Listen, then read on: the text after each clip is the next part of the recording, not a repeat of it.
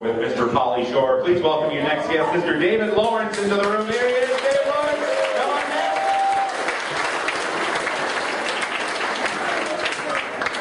Brian Hyde, one more time. Give it up for Brian. I love Brian. Whenever we get comics from out of town that have never been to London before, they always ask me, like, Dave, what's London like? You know, like, what's London about? And I always like to give them the virtual tour of London. And the way I like to think of it is, I like to think of London as like one big dysfunctional family.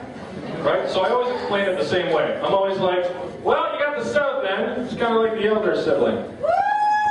Not so much. I'll get to the East End in a minute here. You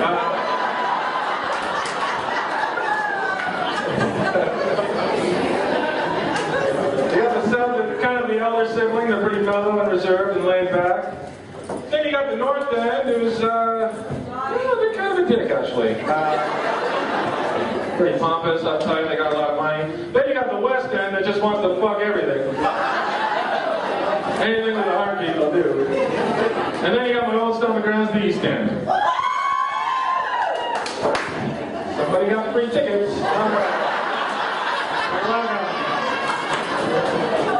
You're welcome. If you haven't been to the East End of London before, how can I describe it? It's well, it's a lot like walking on the set of Michael Jackson's Thriller video. Very similar. Just a lot of people walking around doing this. For no reason. Right to the methadone clinic for coffee and donuts is where they're going. But ladies, if you're not from London and you're in the East End of London, don't take that to heart, okay? It's not like Thriller, you know. If a hobo's walking towards you, don't bust a move. Thinking it's only a matter of time before they all of a sudden go. That's not how our hobos work. Run, goddammit, run. They can't brush their teeth, they can't dance. That's the other rule.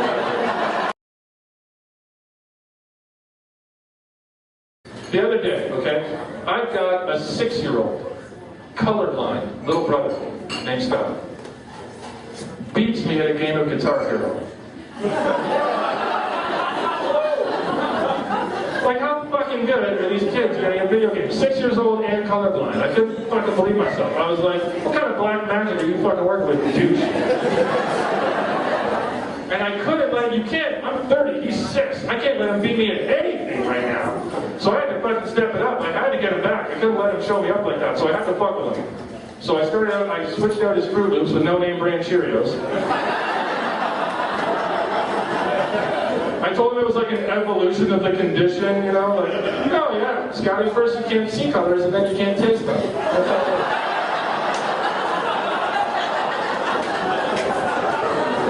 Yep, that's how it works. It's a shame it hit you so early. It is a shame. No, if it's not black or white, you can't taste it. True. But it worked a little too well. I guess he went off that afternoon with his little friends thinking he had like superpowers or something. I get this voice, I wish I could play it for you. I get this voicemail from my mom later that night. All it says is, yeah, Dave, just so you know, despite Scott's new conditions, dog shit still tastes like dog shit.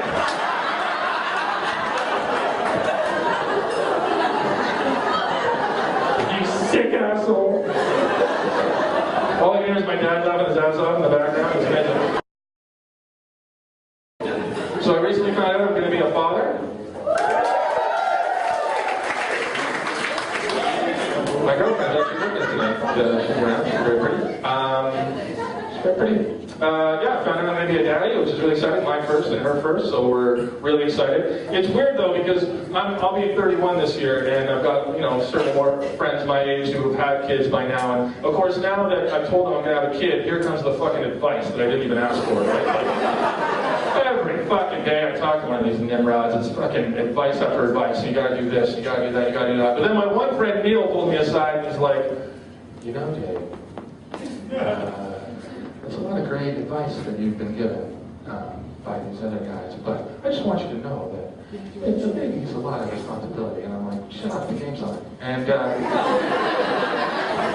why are you talking so crudely? And he's like, but a baby's a lot of responsibility, and there's no shame in admitting that you can't, if you're not ready for this level of responsibility. So I just want to let you know that, you know, there's no shame in realizing that there's other alternatives. And I'm like, like what? And he's like, well, there's, you know, adoption. And I looked right at him and I said, why the fuck would I want 2 kids? Fuck out of my house. Got a drinks flowing. Anybody going out after the show tonight? Hitting the bars? Yeah! There's some sluts. Thank you. I've lived a lot of my whole life. I've been to all the clubs here, started out at GTs back in the day, and fucking all that place. But getting to go to more metropolitan cities like Toronto, Montreal, Vancouver has really helped me appreciate just how much the clubs here in London fucking suck. They're brutal. I hate it. And the one I hate the most, the bane of my existence, is jazz. I fucking hate it. Because it's full of these little sluts that's all that go there. I think they bust them in from Sarnia or something. I don't know what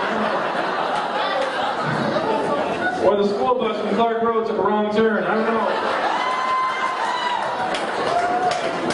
It's pretty rough. You hook up with a girl at Jack's, guys, listen up. You hook up with a girl from Jack's, you're gonna ask yourself that question a couple days later when you get out of the shower. You're gonna look down and you're gonna ask yourself that question. You know that same question you ask yourself every once in a while when you look at your iPod? What the fuck's that doing on there? You're gonna say that. It's gonna happen. Going to Jack's is like doing yo-yo tricks in a china shop. Like, you're gonna hit something that night.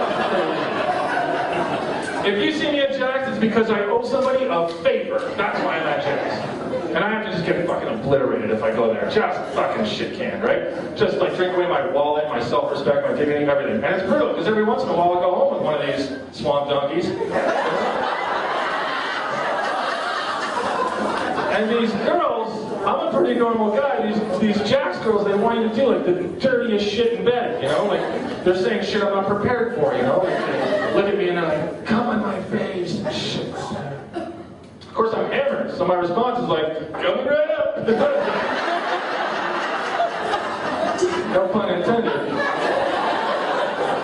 And then I do it, you know, I do it, because they asked nicely. I said, well, you were there, you remember, like I do it. And when you do something like that to a girl, you're probably supposed to say something sexy. You know, like, oh, baby, that looks so cool. I don't know.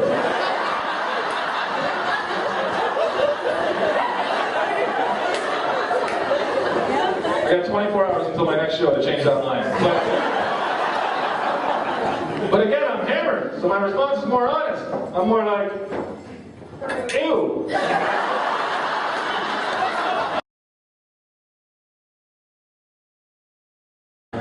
Recently went to Las Vegas for the final time. Anybody ever been to Las Vegas? Yeah. I love Las Vegas. I've been there a bunch of times, and I had this great experience. When I was 21, the first time I ever went to Las Vegas, I had the time of my life. I was so hammered. I was at Club Rain at the Palms, just drinking my face off, and I was on the dance floor. It's okay, because this was like way years ago, but it's okay, honey. It's okay. So I'm on the dance floor, just hammered out of my mind. I'm 21, and this girl comes up to me, and we start dancing, and then we start grinding, and then we start making out. I wait about 4 minutes before I tell her I love her, you know. And then she's like, why don't we get out of here? And I'm like, yeah. And so we go to leave. I'm staying at the Imperial Palace across the street. We leave. We're in the alleyway next to the club. And I decide that's too far. Because I'm like, nah. And then I decide that we should start having sex in the alleyway next to the club.